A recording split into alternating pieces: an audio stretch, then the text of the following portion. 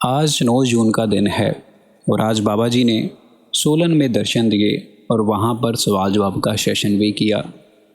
आज हम इस वीडियो में बाबा जी के महत्वपूर्ण सवाल जवाब आपके साथ साझा करने वाले हैं।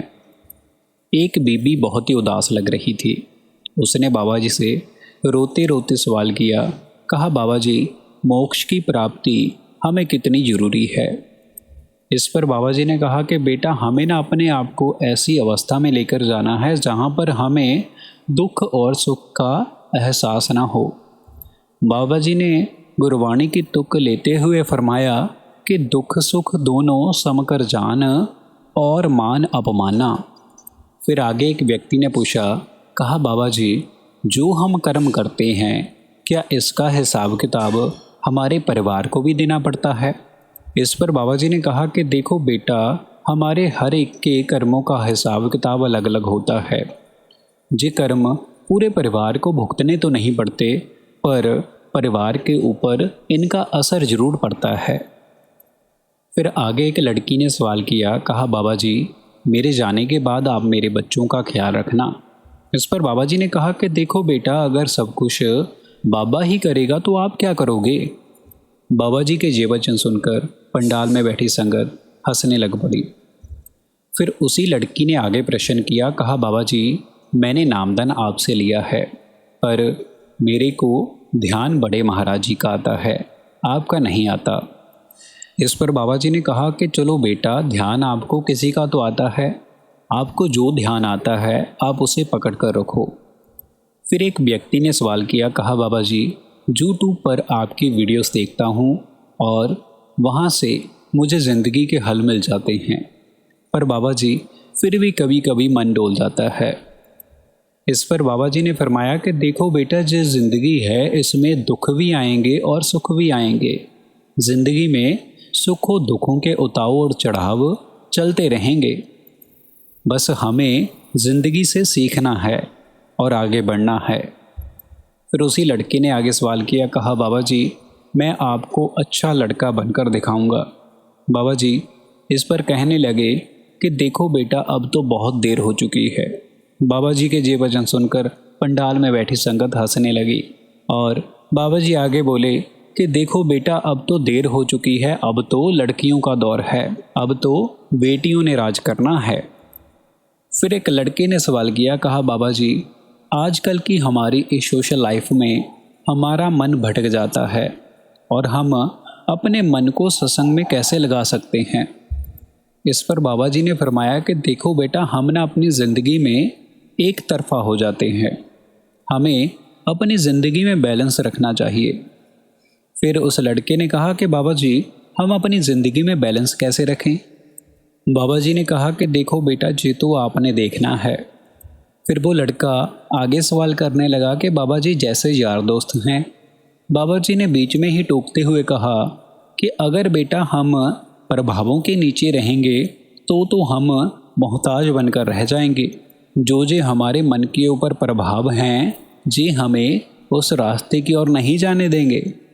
फिर उसी लड़के ने आगे सवाल किया, कहा बाबा जी, ये जो काम क्रोध लोभ मोह अहंकार हैं, हम इनको कैसे काबू में कर सकते हैं। इस पर बाबा जी ने कहा कि देखो बेटा, हर एक चीज़ का कोई ना कोई दायरा होता है, हमें पहले सोच विचार करनी है, फिर इन पर कदम बढ़ाना है। फिर आगे प्रश्न पूछा गया कि बाबा जी, हमें चालाक होना चाहिए। जो शरीफ लोग होते हैं उनका तो लोग फ़ायदा उठा लेते हैं। इस पर बाबा जी ने कहा कि देखो बेटा, ये सब चीज़ें तो आर्जी हैं, उसके घर में तो सिर्फ नाम की कमाई के बारे में पूछा जाएगा। फिर उसी लड़की ने आगे प्रश्न किया, कहा बाबा जी, अगर कहीं पर बहस हो रही हो, क्या हमें उसे शांत कराना चाहिए या फिर वहाँ पर चुप रहना चाहिए। इस पर बाबा जी ने फरमाया कि देखो बेटा, हर एक चीज़ का वक्त होता है। अगर तो आपके सामने वाला व्यक्ति गुस्से में है तब तो हमें शांत रहना चाहिए, और जब उस व्यक्ति का गुस्सा ठंडा हो जाए तब हमें उसे समझा देना चाहिए। हमें वक्त देखना चाहिए, किसी चीज़ में जल्दबाजी नहीं करनी चाहिए। फिर एक व्यक्ति ने प्रश्न किया, कहा बाबा जी, बहुत समय से मुझे हजूर महाराज जी के दर्शन नहीं हुए। इस पर बाबा जी ने फरमाया कि देखो बेटा, हमें दर्शन अंदर से होंगे, जे हमारे वश में नहीं है। चलते पानी में हम अपना चेहरा नहीं देख सकते। ऐसे ही ध्यान है, जब हम निरंतर ध्यान करेंगे तब हमारा मन शांत होगा तो हमें अंतर से दर्शन आएंगे। लेकिन ये याद रखें कि दर्शन हमेशा हमें अंतर से होंगे, बाहर से नहीं। फिर एक व्यक्ति ने भजन से संबंधित प्रश्न किया। उसने कहा, बाबा जी, बहुत समय से भजन नहीं बन रहा, आप सभी जानते हो। इस पर बाबा जी ने कहा कि बेटा, हमें अपनी तरफ से कोशिश करनी चाहिए। हमने उस मालिक के आगे अंत समय में झूठे नहीं पड़ना है। फिर एक व्यक्ति ने प्रश्न किया, कहा, बाबा जी, मैं डिप्रेशन में चला जाता हूँ, मुझे इस चीज़ की प्रॉब्लम है और मैं पीरों की जगह पर जाता हूँ और वो मुझे कहते हैं कि ये मालिक आपकी परीक्षा ले रहा है। इस पर बाबा जी ने कहा कि देखो बेटा, जहाँ पर कोई तन से रोगी है और कोई मन से रोगी है। जैसे देखो, रोड पर एक गाड़ी जा रही है, अगर तो वो तेज़ रफ्तार में है तो हम उसे एकदम से नहीं मोड़ सकते। हम पहले उसे थोड़ा धीरे करेंगे और फिर उसे धीरे धीरे कर कर मोड़ेंगे। इससे गाड़ी को कोई नुकसान भी नहीं होगा और गाड़ी अपनी दिशा में मुड़ भी जाएगी।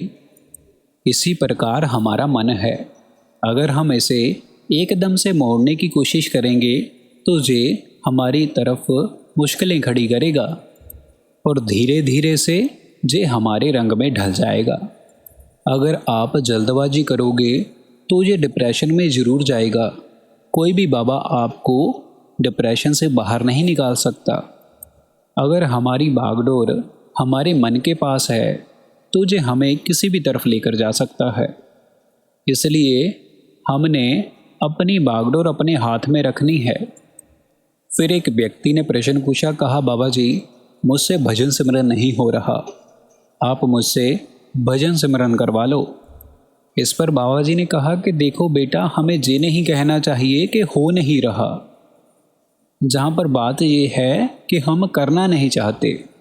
जिसने हमें ये सब कुछ दिया है, हमारे पास उसके लिए वक्त नहीं है और बाकी सब चीज़ों के लिए हमारे पास वक्त ही वक्त है।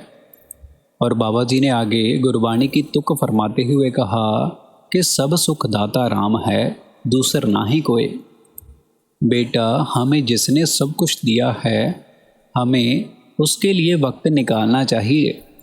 फिर उसी व्यक्ति ने आगे प्रश्न किया, कहा, बाबा जी, जब भी हम कोई काम करते हैं तब हम ये कैसे पता लगाएं कि ये काम हमारे लिए अच्छा है या फिर बुरा है।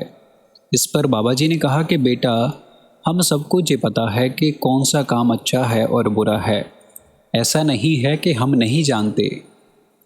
फिर उस लड़की ने आगे कहा कि बाबा जी, हमें ये कैसे अंतर से पता लगे कि ये काम हमारे लिए अच्छा है। इस पर बाबा जी ने कहा कि देखो बेटा, जो काम हमें मालिक के साथ जोड़े, मानो वो काम अच्छा है, और जो नहीं जोड़ता वो नहीं अच्छा है। हमारी आज की वीडियो में सिर्फ इतना ही, और हम बाबा जी के रिलेटेड वीडियोस अपने चैनल पर डालते रहते हैं। अगर आप इस प्रकार की वीडियो सुनना पसंद करते हो तो आप हमारे चैनल को ज़रूर सब्सक्राइब करें।